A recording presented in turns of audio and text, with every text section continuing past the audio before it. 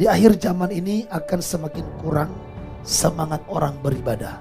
Di akhir zaman ini akan semakin tergerus hati orang untuk beribadah.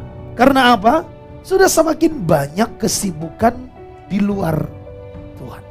Saudara, makanya kalau setan tidak bisa membuat kita menyembah berhala, maka setan akan membuat kita menjadi sibuk. Sekali lagi, kalau setan tidak bisa membuat kita menyembah berhala, maka setan akan membuat kita jadi sibuk. Sehingga intinya sama, kita tidak punya waktu dengan Tuhan. Kesibukan membuat manusia, membuat orang Kristen tidak punya waktu dengan Tuhan. Nah, kalau kita sudah tidak punya waktu bersekutu dengan Tuhan, setan gampang tipu-tipu. Karena saudara, kalau kita sudah nggak masuk dalam hadirat Tuhan, kepekaan rohani kita itu menjadi tumpul. Kalau sudah tumpul, udah setan ngomong apapun, jiwa kita bisa percaya.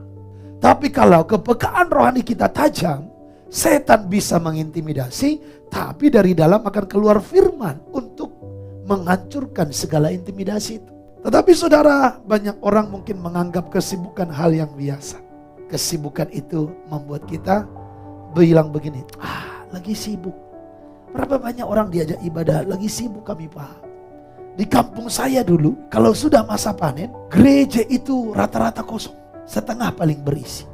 Kalau dicari tahu, kenapa? Lagi sibuk. Sibuk panen. Tetapi saudaraku, belum pernah saya lihat pesta kosong karena lagi sibuk. Kenapa? Sepi pestanya ini. Maklumlah, lagi sibuk panen, lagi sibuk kerja. Itu jarang terjadi. Hanya COVID yang bisa membuat pesta menjadi sepi. Setelah COVID gak ada, kembali lagi seperti biasa.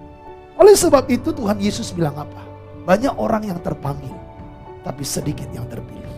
Karena saudara, ada orang yang sudah tadinya cinta Tuhan, sungguh-sungguh melayani, tapi pada akhirnya berubah lagi, mulai lagi menyimpang ke kanan dan ke kiri.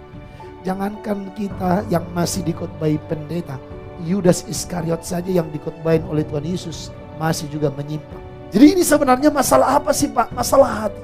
Kadang-kadang ada orang yang menyalahkan gerejanya, makanya aku gak sungguh-sungguh gara-gara gereja, gara-gara teman, gara-gara tersinggung di gereja.